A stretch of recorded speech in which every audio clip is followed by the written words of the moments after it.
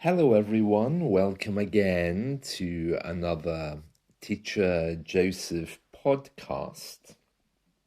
Well, this week in our weekly lesson, we've been talking about housing across the UK, particularly public housing in the north of England and Scotland. As you probably know, we have a new government now after our election last week. And one of the news headlines which came up yesterday says that our new Chancellor, her name is Rachel Reeves apparently, she's announced that there will be mandatory housing targets to get Britain building again. Now, of course, our new government is different from the old one. Our old one was rather conservative, and the Labour government has always been more concerned about social issues like housing and these things. So they're bringing in housing targets, and they're saying that they're going to be building more houses.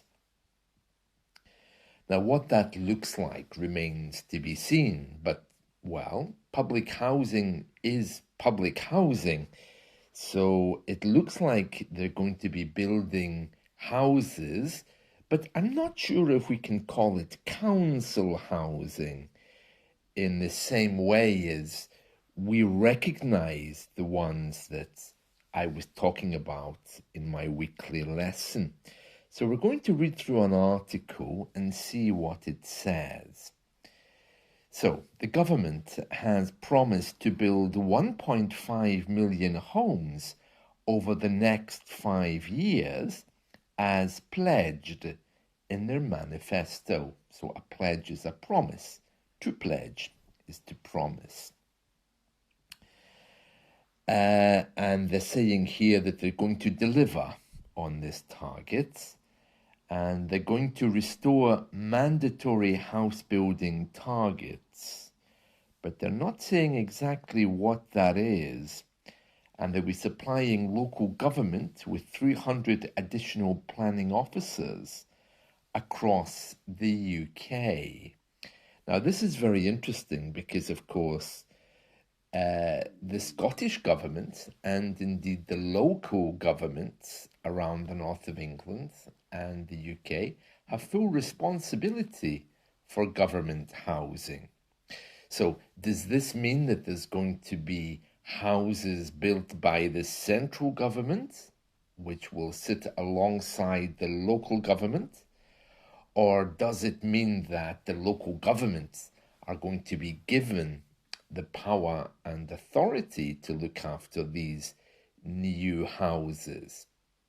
This could be quite political, because if it's the central government planting houses, it means there'll be an entirely different reporting structure. And these new houses, of course, well, everyone will want one. So let's see what else it says.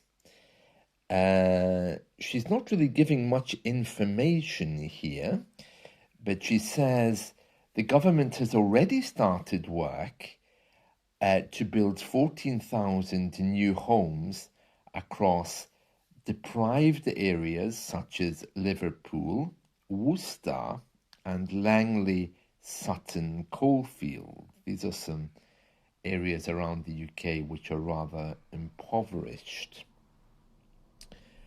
And then she goes on to say, before the election, the Chancellor had warned the next government would inherit the worst set of circumstances since the Second World War.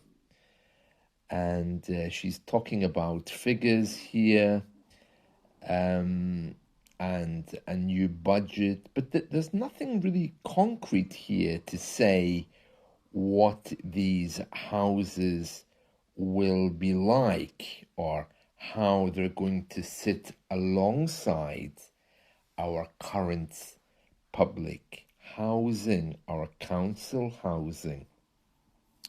So she's reiterating, saying again her promises.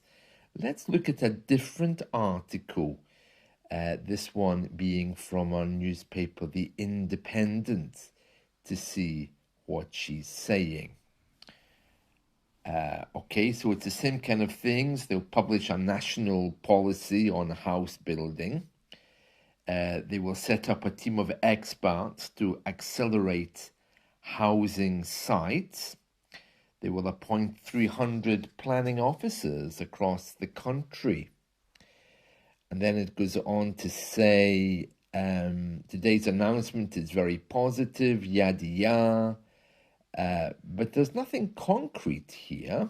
And then the next thing it says here in this news report, it says, Britain has not built 300,000 new homes a year since the 1950s.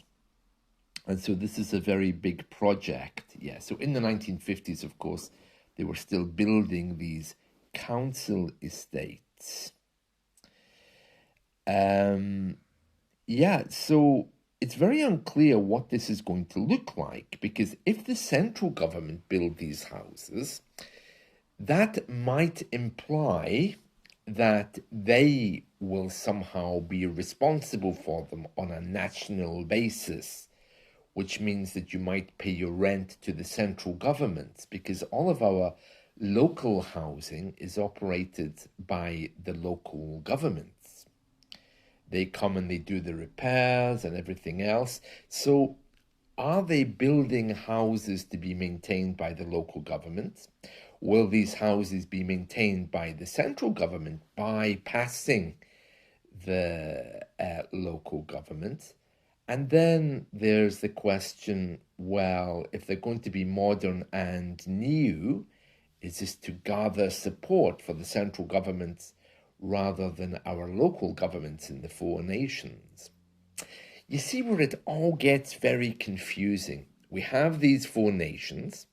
Some of them have massive housing stocks, which they're responsible for and they look after. And then the central government says, well, actually, we're going to build houses.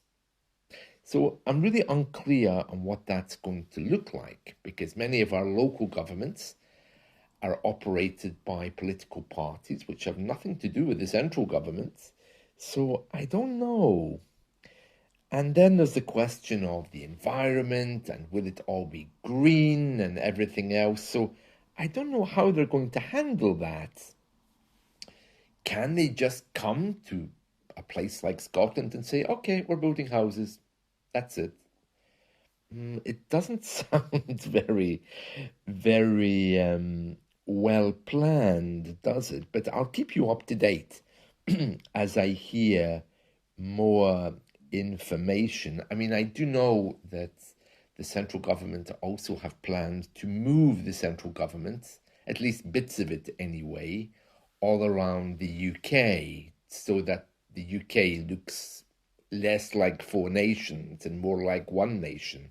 If they put, let's say, the Home Office in Scotland, or if they put the Department for Sport in Ireland, it kind of makes sense to do that if they really are wanting the union to be a, well, union.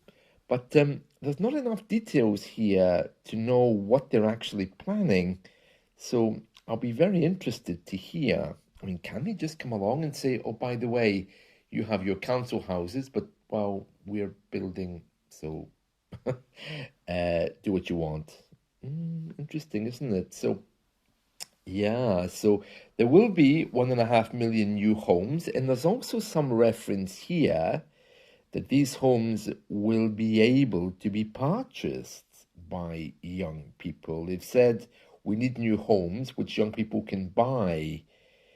So that means then that they're going to build these homes, rent them with a right to buy.